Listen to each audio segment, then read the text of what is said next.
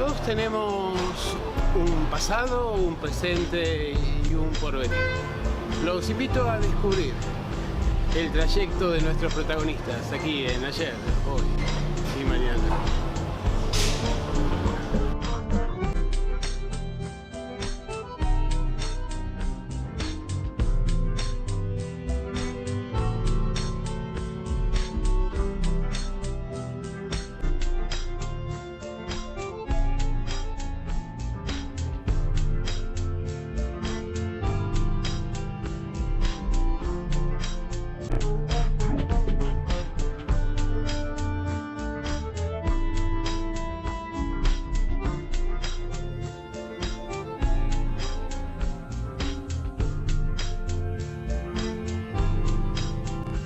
Bienvenidos a nuestro nuevo programa de Laberinto Argentino.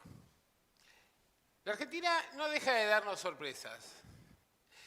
En esta última semana, sindicalistas de los más combativos, Pablo Moyano, Baradel, el referente de ATE, salieron a celebrar las declaraciones del embajador de los Estados Unidos. Y cuando Baradel y Yasky se reunieron efectivamente con el embajador, se le preguntó a Pablo Moyano qué opinaba de eso, y él le dijo: yo ya estuve reunido. Claro, la respuesta generó cierto escozor dentro de los periodistas que lo entrevistaban. Y la justificación que dio Pablo Moyano fue que el embajador norteamericano había salido a defender, a reivindicar al sindicalismo argentino y al sindicalismo en general.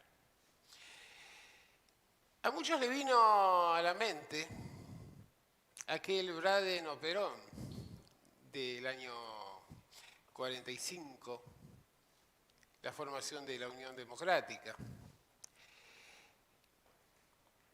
Y también las divisiones que tuvo el sindicalismo argentino desde esa fecha en adelante, entre quienes buscaban construir un peronismo sin Perón e incluso tomar distancia respecto del peronismo, y quienes planteaban un sindicalismo combativo fundado en las 10 o las 20 verdades del peronismo, sobre todo y en la definición aquella del eslogan de justa, libre y soberana.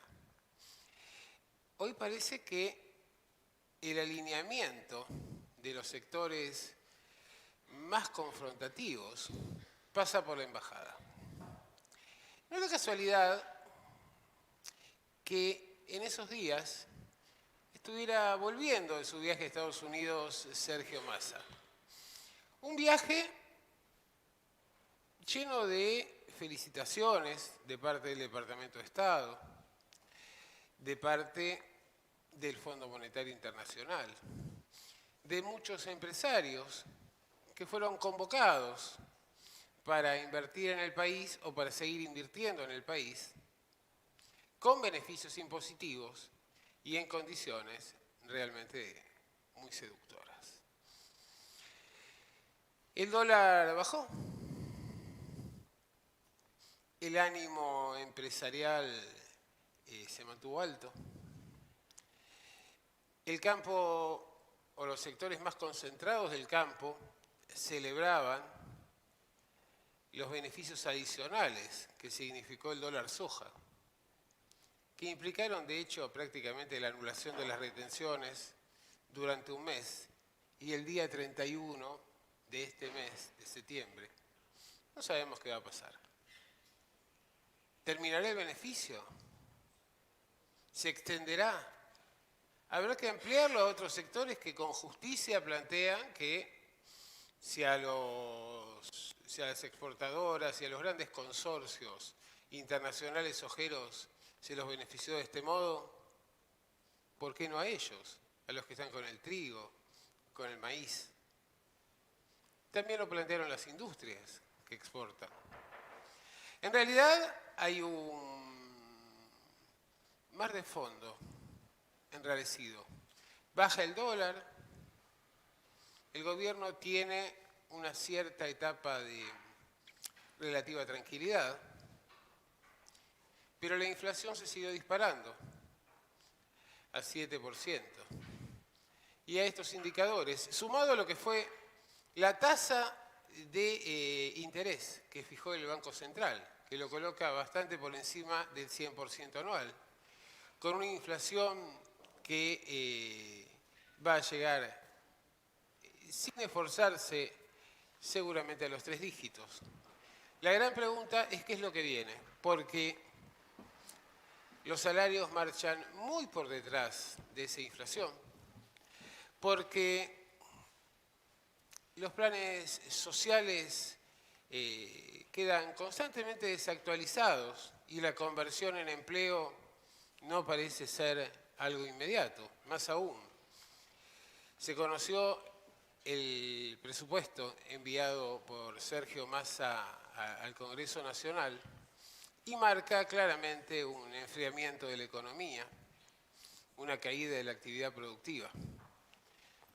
Mayores beneficios para los sectores financieros, mayores beneficios para las automotrices, mayores beneficios para los consorcios exportadores. Garantías al Fondo Monetario de que se va a cumplir casi a rajatablas los acuerdos firmados por el exministro Martín Guzmán. Política de ajuste y racionalización del empleo público y también una libreta de almacenero al momento de efectuar gastos por parte del Estado Nacional, según lo había adelantado Silvina Batakis en su breve estancia en el Ministerio de Economía. El futuro, por cierto, es impredecible, pero sabemos que vamos a un enfriamiento de la economía. La inflación podrá llegar a detenerse, pero el problema es, o mejor dicho, a detenerse, a bajar un poco estos niveles tan elevados, a un costo extremadamente alto.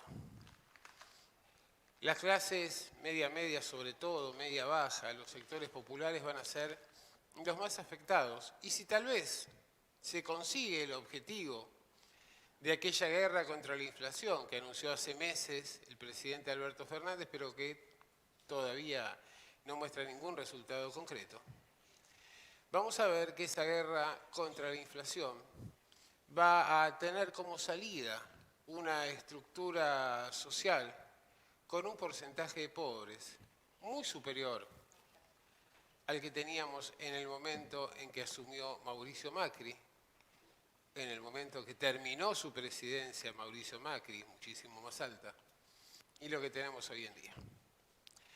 La Argentina se encuentra en una situación compleja. Compleja porque los discursos de violencia se han instalado y también las prácticas no quedan claros y cada vez aparecen más involucrados de manera directa, de manera indirecta, como autores factuales, como inspiradores ideológicos de lo que fue el atentado, el intento de magnicidio contra Cristina Fernández. Evidentemente, la reaparición de Cristina este jueves, rodeada de monjas, de curitas populares, planteó, por un lado, el agradecimiento de la expresidenta a Dios y a la Virgen respecto de haberse salvado. Pero por otro lado, puso en su contra la jerarquía eclesiástica. En realidad, de alguna manera, se ha frenado la caída y sobre todo lo que tiene que ver con el desmadre político. Pero el futuro sigue plagado de interrogantes.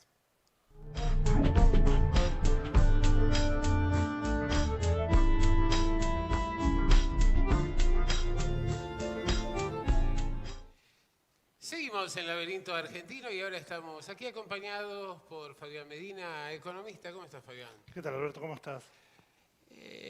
Bueno, preocupado, como no podría ser de otra manera. Sergio Massa volvió de Estados Unidos con las felicitaciones del Fondo Monetario, del Departamento de Estado, habló con una gran cantidad de empresarios. ¿Qué balance se puede hacer de la gira? Mira, la gira era básicamente presentación, era rubricar, a firmar el acuerdo con el BID de 1.200 millones Sí, de obras públicas que hasta el 1 de agosto no existían. Se fue Zapatitos Blancos y entraron los 1.200 millones de golpe. A ver, vamos a ir día por día.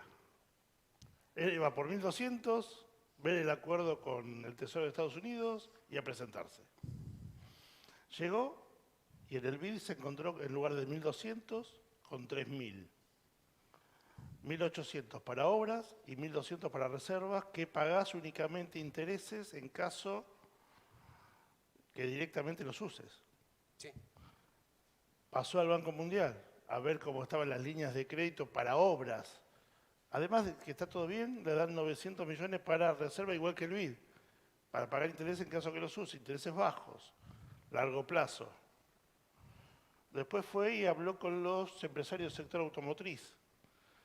Volkswagen, hay que decirlo con nombre y apellido porque lo escribieron, sí. decidió ampliar la planta de camionetas y Ducati instalar una fábrica nueva en Córdoba para 500 obreros, Sí, sí. para salida al Mercosur. Hasta ahí venimos bien, digamos.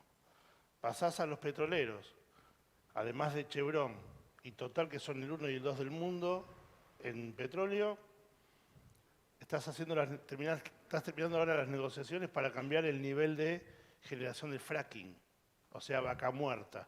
En lugar de hacerlo con arena y agua, que es contaminante un 100%, pasás a gases, que es contaminante la mitad. Después de eso, bueno, después seguimos con el tema energía. Al lunes fuiste al Tesoro para hablar con el número 2, que era el número 2 del Fondo Monetario antes, Así es. y te encontrás con que baja la 1, que generalmente no baja para nadie, no existe, lo saluda, y está terminando, ya se terminó la parte técnica del convenio, están terminando de definir la parte política y a ver cuando se termina de firmar el acuerdo entre la AFIP y el IRS. IRS es el equivalente de la AFIP en Estados Unidos. Así es, sí. Porque yo digo IRS como si todo el mundo lo supiera. Bueno, está bien. Para el intercambio de datos. Intercambio de datos de patrimonio de argentinos que no están declarados en el país. Se calculan 100.000 millones de dólares de patrimonio. Eso de bienes personales son 2.250 millones de dólares anuales.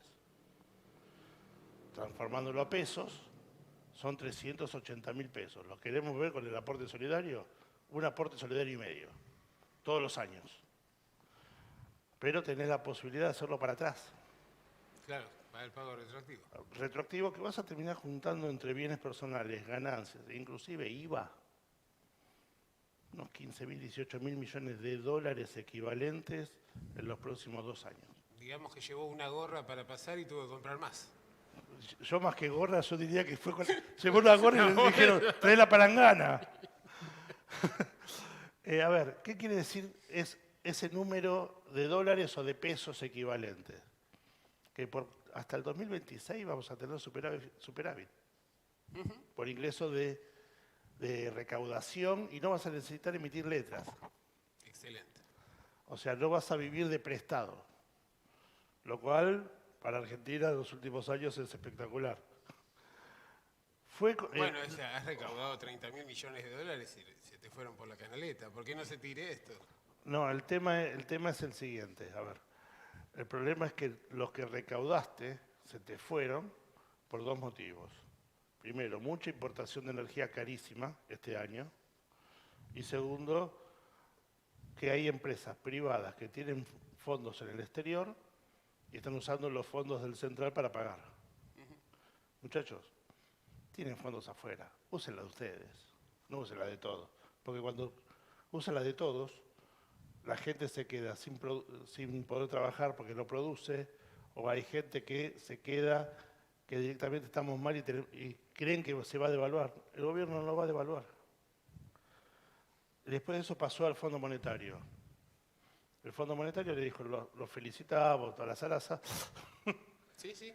y agarró y le pidió el Fondo Monetario Cristalina Georgieva a Estados Unidos que firme el intercambio de información, porque son buenos, no, porque ellos en 2026 quieren cobrar. Claro, obviamente.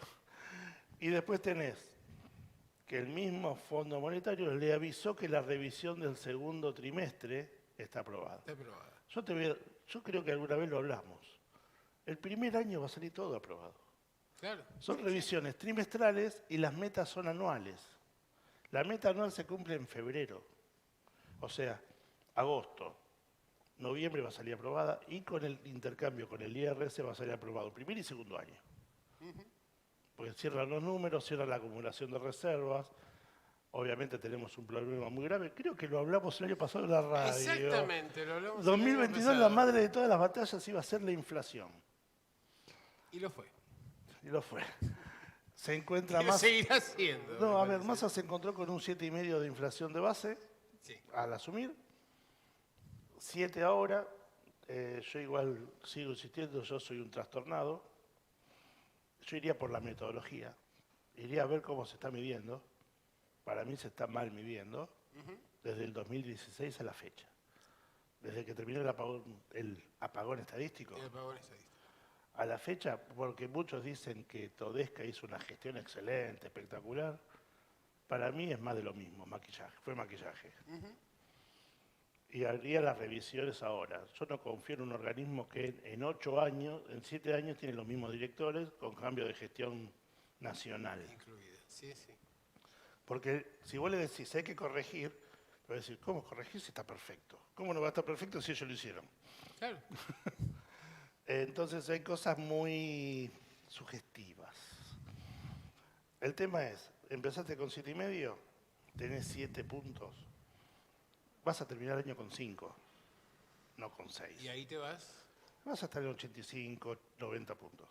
Ah, es la estimación del. De ahí no vas a salir.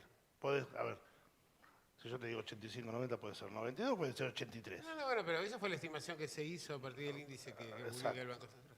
El tema es enero, febrero y marzo, lo vengo diciendo hace 10 días, y a ningún cráneo se le ocurre de vuelta poner el previaje, no por el beneficio para la gente, vas a tener una inflación de 4,5. O sea, podés tener una inflación de 60 todo el año. ¿Cuál es el tema? ¿Por qué digo el previaje? Porque el previaje se habilitó el día 4. Sí. Hasta el día 3 había hoteles que valían 7.000 pesos la noche. A partir del día 4 valían 11, 12.000 y 14.000. Efectivamente. El problema no es darle la plata a la gente. El problema es que el empresario hotelero, gastronómico, tiene que entender que porque la gente se lleve la plata, él no puede aumentar el doble. Y dentro del rubro del IPC, tenés un rubro que viene creciendo desde octubre de 2021, que es hotelería y gastronomía. Claro. No menos de 5 o 6 puntos todos los meses, hay meses de 10. Epa. Lo mismo que calzado y ropa de vestir. Vestimenta, sí. Es Desde octubre de 2020, que se volvieron a abrir los locales, le pegó 10 puntos todos los meses. A ver, en un año creció Estaba arriba de 140. 120, 140%. Sí. Hubo una, que yo no sé si la conectás con la negociación con el fondo. Hubo un anuncio del gobierno respecto al tema autopistas. ¿Crees que esto se anuncia ahora, esta determinación del gobierno, porque tienen la venia del fondo y del Departamento de Estado o simplemente porque... No, a ver, estamos hablando de la renovación de la concesión. Pero había una extensión por 10 años Sí, más. la renovación Sí. lo tiró abajo porque no presta el servicio que tiene que prestar, cobra cantidades y no lo hacen. Pero sin una espalda fuerte se hubieran animado a hacer esto. Yo creo que hoy la espalda fuerte, más allá del Fondo Monetario, todo, creo que la espalda fuerte es que tenés un ministro, no solamente de Obras Públicas, que es el que habla, sino un ministro de Economía que respalda con la resolución. No es lo mismo tener un político definiendo y firmando en economía que tener un técnico que tiene que ir a pedir permiso. Te hago la última muy breve. ¿Y los salarios? El tema salarial, yo no iría yo en lo particular, no iría por el lado de los bonos por decreto. Cada vez que vos pusiste un bono por decreto, marcaste un escalón en inflación. Claro. Lo que tenés que hacer directamente es reabrir paritarias y que hagan la revisión que corresponde y si tienen un bono no remunerativo, que lo decida por paritarias cada sector. Porque parece ser que los muchachos que forman los precios y los que venden en grandes cantidades, cada vez que escuchan bono, se le brillan los ojitos y te suben la... Gis quería un bono. Sí, está bien, pero... No, a mí me parece que Emmanuel, pasa esto que vos decís. Yo a Emmanuel lo respeto. Me parece de lo más racional de los que hay. Pero en este sentido, yo tengo mi propia posición diciendo que cada vez que das un bono o algo no remunerativo, es un escalón inflacionario. Y no estamos para escalones inflacionarios. A ver, te van a decir muchos... vamos a hablar como hablamos siempre, Alberto, con todas las letras. Hay muchos estúpidos que dicen, tenemos inflación de 3 dígitos, esto es una debacle, nos rompemos todo. Muchachos, están buscando el rédito político, el rédito económico. Claramente. Hay que ser... Sí, yo puedo tener mi ideología, y todo el mundo la conoce, pero cuando hago el análisis, tengo que hacer el análisis lo más objetivo posible. No creamos cuanto peor mejor, porque no existe. Y la situación de Argentina hoy no es Argentina 2001. El diagnóstico que hace Argentina 2001 está errado. Esto es Argentina 1988, con algunos resabios de la convertibilidad. ¿Por qué? Porque tenemos todos los indicadores hacia arriba, mejorando la actividad económica en lo social, y el único indicador terriblemente rojo es inflación. Y con ese resabio de la convertibilidad, dentro de las leyes, la parte de dólar. Si nosotros sacamos de las leyes la parte de dólar, la inflación te baja de 25 a 30 puntos en ese año. Porque nosotros no podemos, a ver, todos nosotros cobramos en pesos. Eso sí, claramente. No podemos pagar los servicios públicos a valor dólar. Bueno, pero se contiene el dólar y la inflación continúa. No, pero lo estás pagando a cotización dólar. Sí. Cuando vos haces análisis de costos en pesos, la devaluación misma que tuviste 2016-2018, que fue de un 80%, te hace caer el valor de costo del servicio. Claro.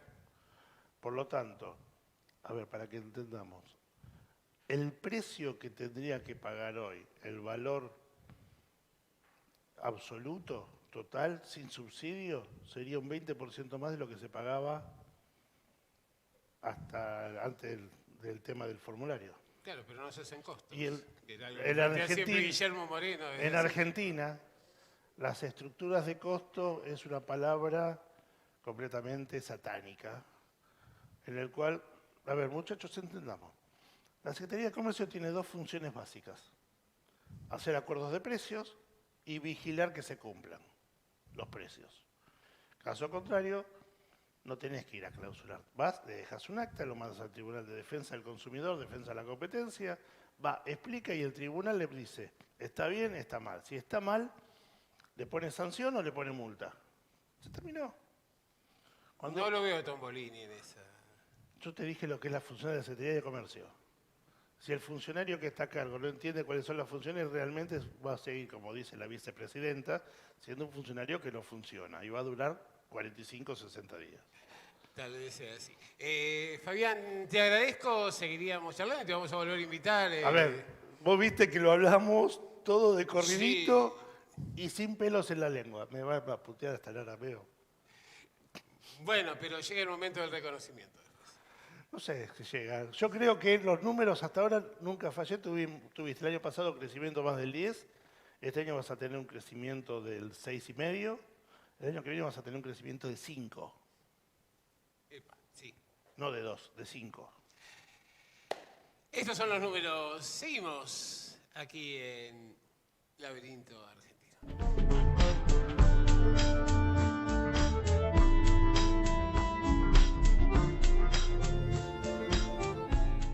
Seguimos el laberinto argentino y en este segundo programa vamos a inaugurar una sección de diálogo que nos va a acompañar aquí en lo sucesivo Marcelo Seijas, un poco comentando las noticias de actualidad vinculadas con las posibilidades de desarrollo hacia el futuro, en las distintas áreas de la actividad política, cultural, económica, sindical y también internacional, que es un poco el tema que tenemos pensado hablar hoy. ¿Cómo estás, Marcelo? ¿Qué tal? ¿Cómo te va? Muy bien. La Argentina fue propiciado su ingreso a los BRICS y pidió luego su Argentina integración. pidió formalmente Bueno, una carta del hubo una presidente. invitación. Hubo una invitación, pero también hubo una búsqueda objetiva. Sabino Vaca Narvaja es un hombre muy activo como embajador en China. China. Es un hombre que ha generado... tiene varias cuestiones a su favor. Una es que toda su vida se dedicó al tema China, con lo cual lo conoce profundamente su sistema. En segundo lugar, habla chino, lo cual no es poca cosa, digamos. Para un embajador argentino. Para un embajador argentino, no. Pero aparte de eso hay que tener en cuenta que tiene una peculiaridad. Es un hombre que ha hecho cosas pensando en China. Ha pensado cómo lograr una influencia mayor de Argentina dentro del espectro de lo que es China, que hoy como segunda potencia del mundo, obviamente trabaja con todos los países.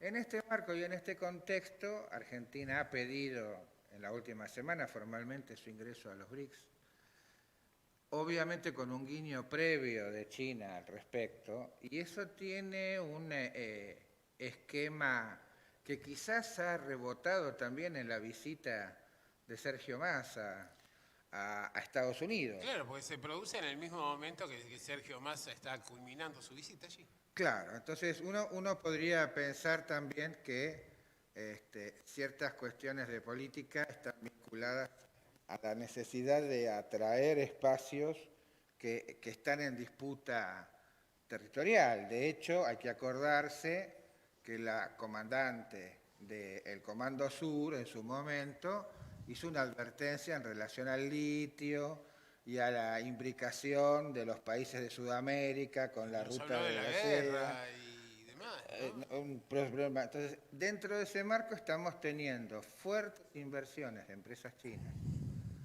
en minería, en infraestructura y en las represas y en energía atómica. Y aparte, esto implica contratos que ya se empiezan a firmar y que se firmaron y se están firmando, se están concretando y son inversiones millonarias que aparte se financian con fondos chinos. O sea que recién hablábamos con Fabián Medina y él hablaba de las puertas que se abrieron después de la salida del gobierno de Gustavo Vélez, o Zapatitos Blancos, como lo denominó él. Y parece que se han destrabado una serie de alternativas que estaban stand-by o en el congelador, ¿no? Bueno, yo ahí creo que hay dos cosas. Creo que hay un ascendiente real de la figura de Massa y de su capacidad de interrelación.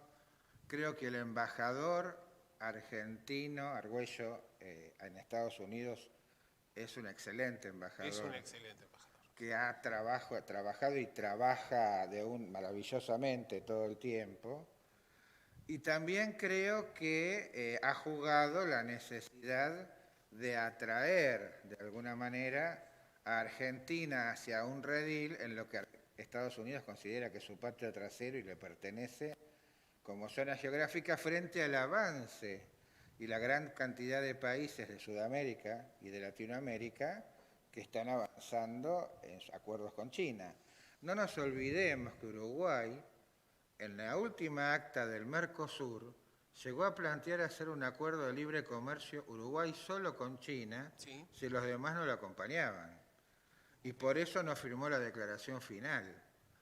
En lo que casi prácticamente sería un rompimiento del Mercosur si llega a concretarse. Bueno, esto fue lo que empezó, esta actitud de rebeldía de Uruguay, respaldada por Bolsonaro en muchos casos, empezó ya en los inicios de la gestión de Alberto, ¿no? Y tengamos en cuenta otra cosa, muchos de estos esquemas no son con financiamiento en moneda dólar, son con financiamiento con la moneda china. Con moneda china. Exactamente. Y aquí hay un tema, ¿no? Como para cerrar nuestro bloque.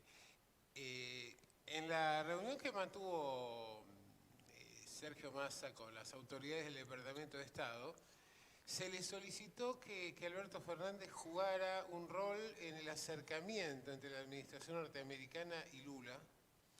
Y uno se pregunta, sumado a esta hipótesis que vos tenés respecto de la relación entre el ingreso, la solicitud de ingreso a los BRICS con el visto bueno y el interés norteamericano, ¿no? ¿Cuál es la nueva vinculación que se está estableciendo entre Argentina y los Estados Unidos?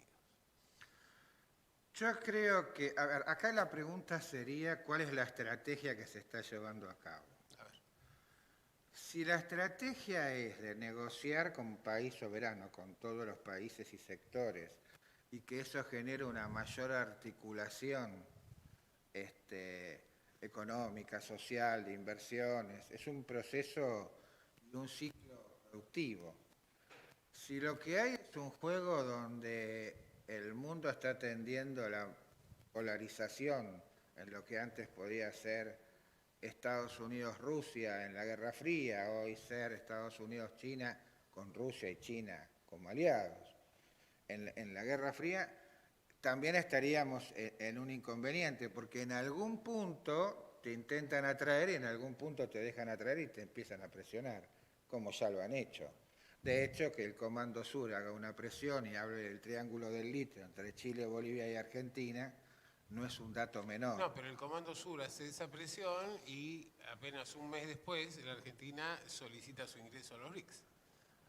Y al mismo tiempo es recibida en Estados Unidos con honores en Washington. Y con un gran reconocimiento posterior.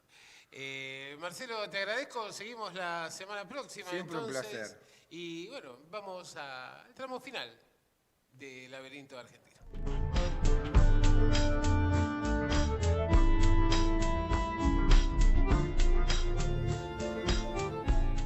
La Argentina sigue en transición. La economía parece haber comenzado a acomodarse, sobre todo la macro. La Argentina empieza a avanzar también en su política diplomática de una manera menos dicotómica de lo que lo hacía en el pasado. La alternativa del ingreso a los BRICS genera un área de acción mucho más amplia. Y detrás de esto entra todo el juego de los trebejos de la gran geopolítica internacional. Frente a esto hay otra realidad, es la realidad de la micro, es la realidad cotidiana.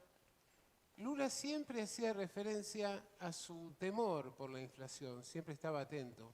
Lula había sido pobre, sabía cómo golpeaba la inflación a los pobres, qué daños producía en la estructura social y en el descascaramiento de los sectores más vulnerables.